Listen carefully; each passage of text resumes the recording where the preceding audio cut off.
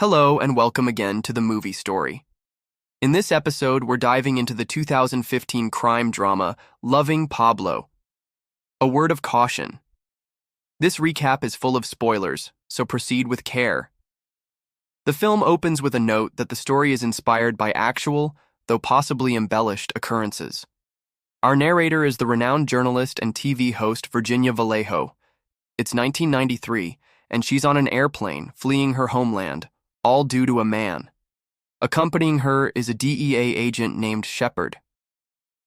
Upon their arrival in the United States, Virginia is escorted to a hotel. Inside her room, Shepard informs her that she has a meeting with Justice Department officials to go over the necessary protocols. Another agent emphasizes that for her own protection, she is forbidden from leaving the room or contacting anyone. Virginia complains of a headache and requests an aspirin, but Shepard explains that hotels cannot provide it as it's classified as a drug. The irony makes her laugh, and she remarks that Pablo would have found it amusing too, right before he would have had them all executed. This triggers the start of the flashbacks, showing us the origins of her situation. The story jumps back to 1981 in Colombia. We first see Pablo Escobar riding a bike through a field with his friends and associates. One man loses control and collides with a horse, injuring the animal. As the group gathers around the wounded creature, they draw their firearms and decide to put it out of its misery with a gunshot. Shortly after, they are back at Pablo's lavish mansion. He is discussing an upcoming party with his wife, Victoria, mentioning the influential guests who will be attending. Victoria's gaze remains fixed on their son in the pool and a man seated close by.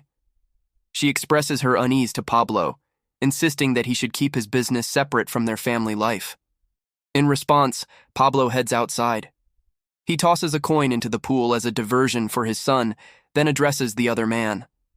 The man is tasked with destroying files linking Pablo to the murders of 24 agents.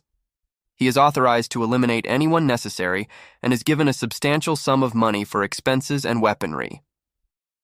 A few hours later, a younger Virginia arrives at Pablo's estate by plane.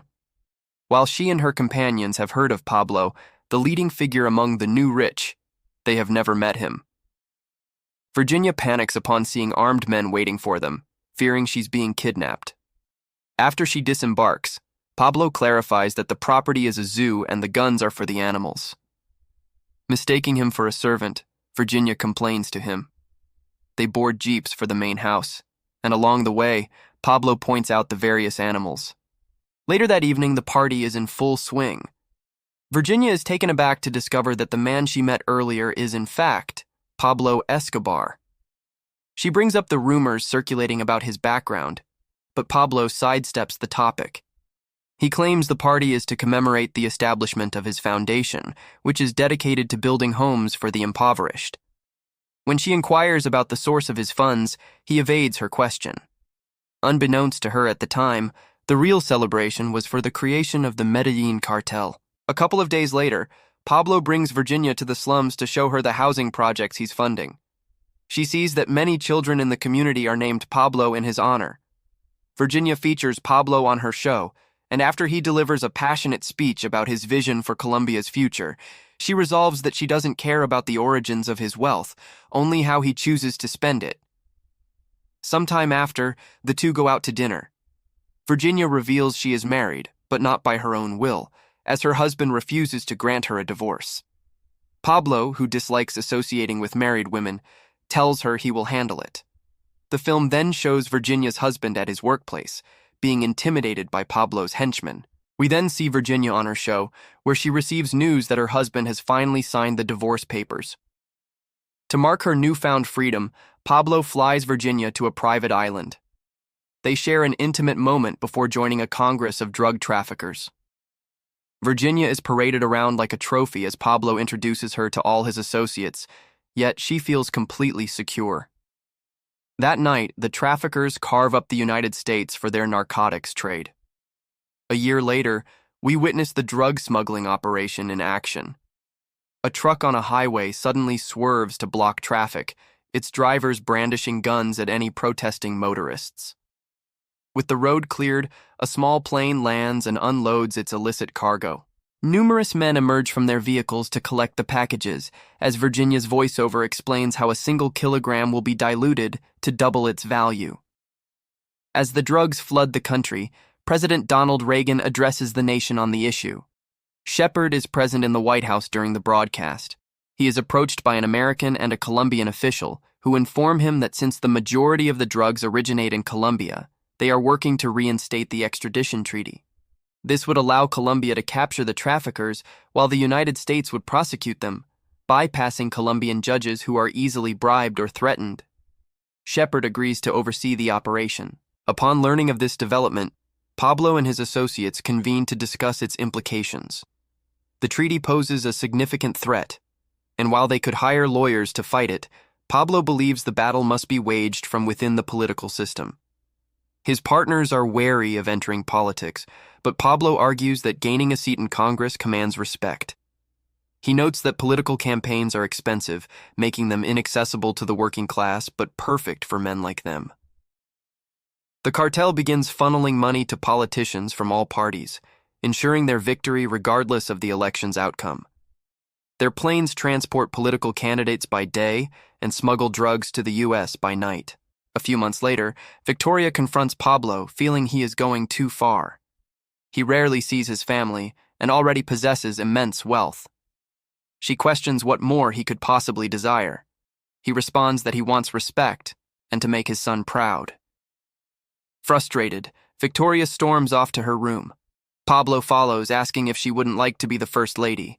She retorts that she'd rather be his only lady and demands he end his affair with Virginia.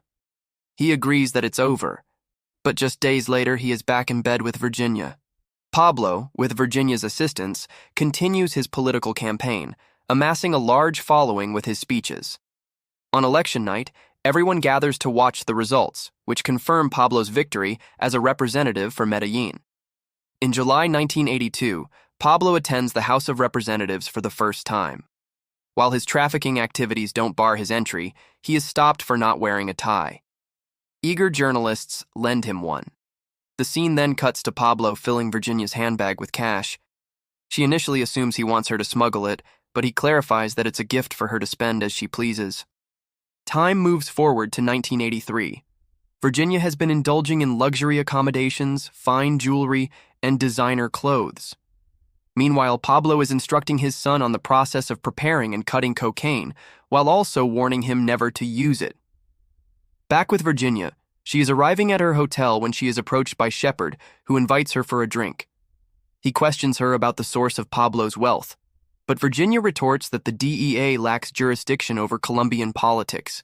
Shepard expresses his country's concern over the influx of drugs, but Virginia dismisses it as a pretext. She argues that their real worry is the outflow of money, which is why they tolerate the Italian mafia, who keep their profits within the U.S. Shepard, then asks what Pablo's reaction was when she mentioned their meeting. Virginia replies that Pablo told her to ensure the U.S. covered the bill. Months later, Virginia lands at the Medellin airport, but Pablo is not there. He has been summoned to a special session of Congress in Bogotá, where there is a motion to revoke his seat. In Congress, a minister denounces Pablo's presence as a disgrace due to his illicit dealings. Pablo counters by challenging the minister to provide evidence for his claims and to disclose the funding sources for his own campaign. He asserts to the president that he can prove many ministers accepted dirty money, but the minister regains the floor and ridicules him before the entire assembly. Later that night, Victoria pleads with Pablo to resign before the situation deteriorates further, revealing that she is pregnant. She makes him promise that their new child will not have to suffer. Their conversation is interrupted by an urgent call. Pablo's criminal past has made the front page of the news. He offers 500 pesos for every newspaper intercepted before it reaches the public. We see men tailing delivery trucks and snatching up all the papers.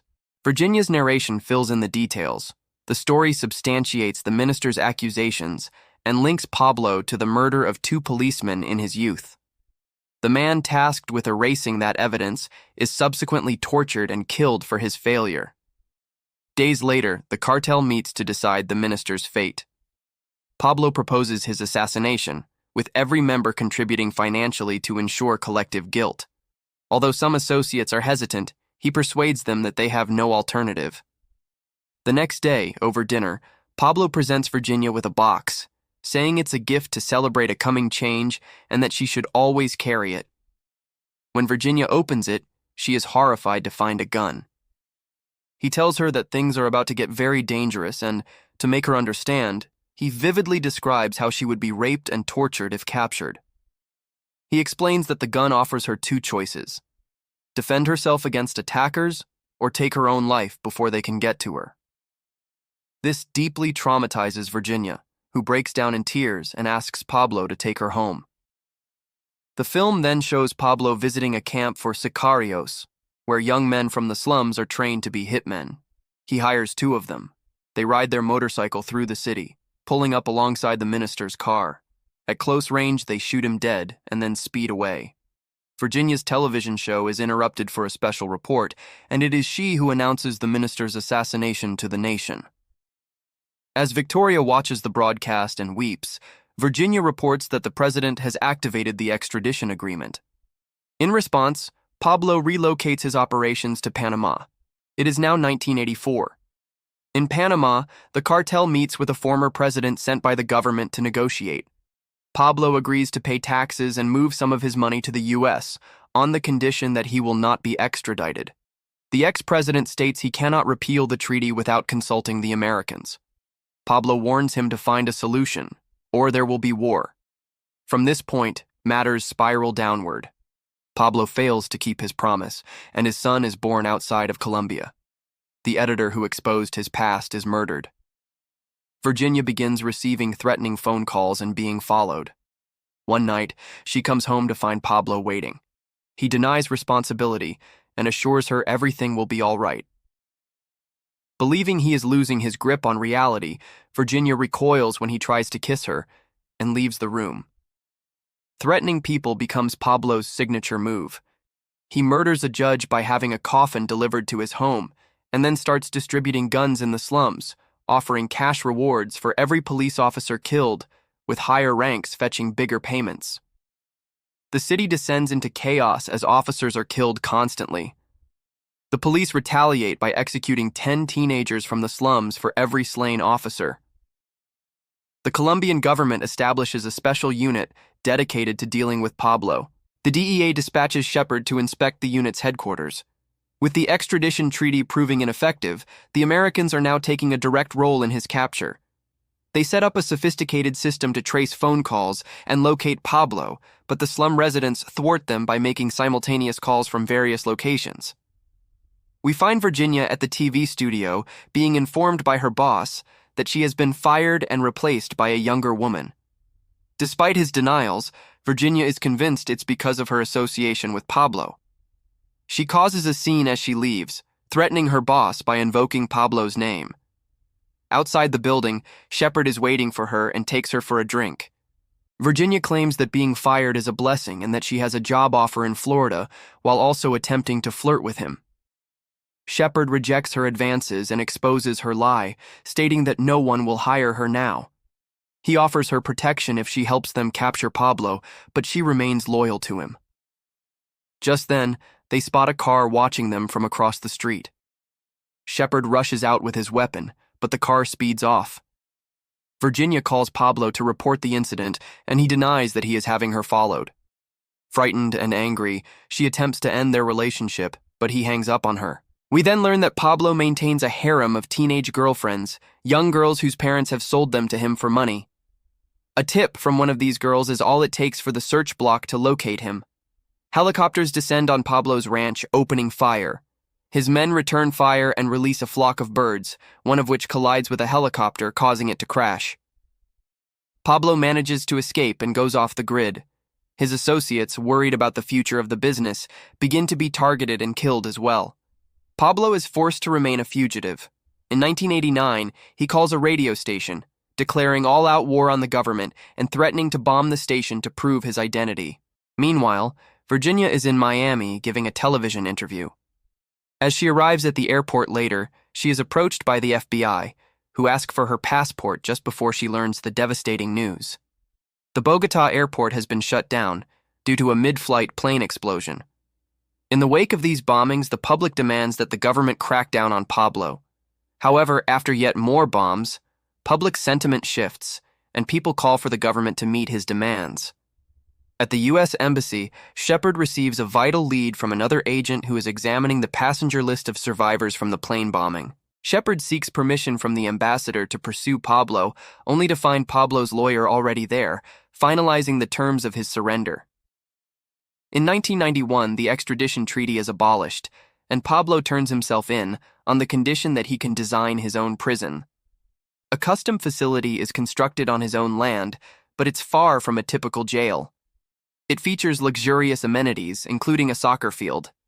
He continues to run his empire from within, hosts parties with alcohol and women, and enjoys Sunday lunches with his family.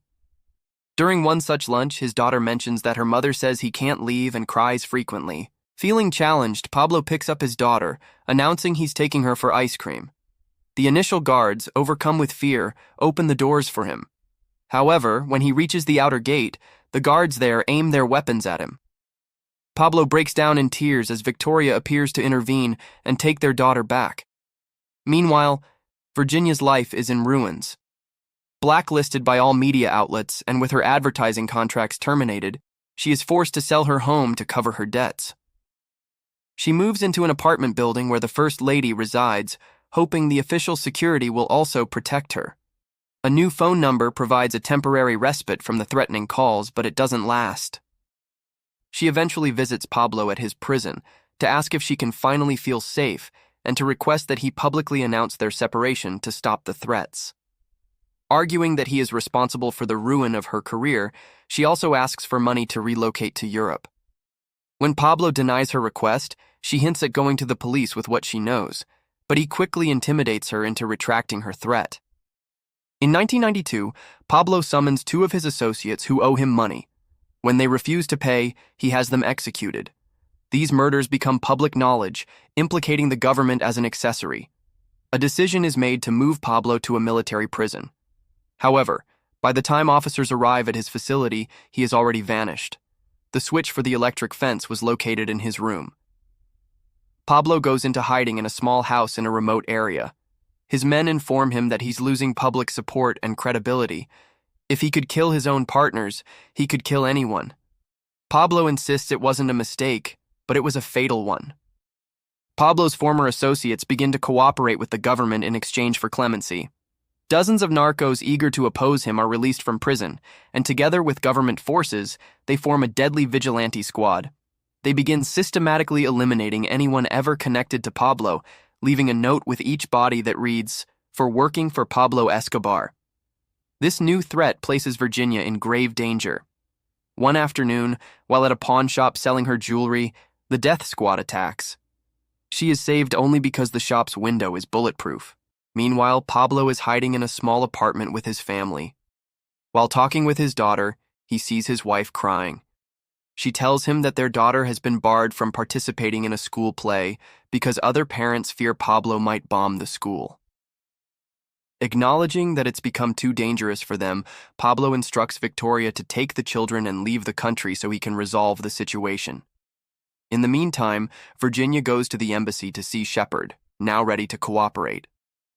She reveals that Pablo's greatest vulnerability is his family and advises that they must not be allowed to leave Colombia, as their absence would trigger a new wave of destruction from Pablo. Shepard presents this information to his superior, who is hesitant to break their existing deal. However, Shepard outlines his strategy to use the family as bait to lure Pablo out, and his boss agrees to renege on the deal. The year is now 1993. Pablo's family is refused entry into Germany and sent back to Colombia. The DEA takes them into custody and secures them in an apartment building, which they have converted into an operations center to monitor incoming calls. Pablo learns of their situation from the news and calls to check on them. As he is promising to rescue them, he realizes the line is tapped and begins to hurl insults and threats at the listening officers. Victoria begs him not to call again, but he disregards her plea and hangs up. The temptation is too great, however, and moments later, Pablo calls them back. The officers succeed in tracing his location and dispatch a team.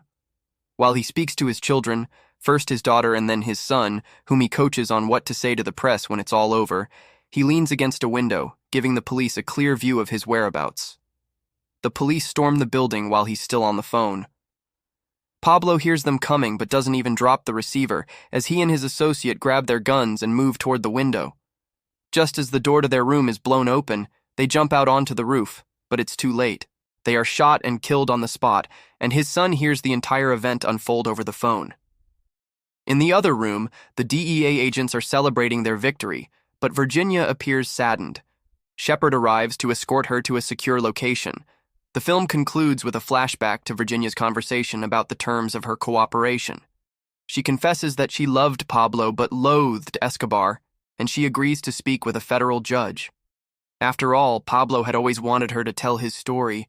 He just never specified to whom. Be sure to subscribe and enable notifications to see more recaps like this one. Thank you for watching.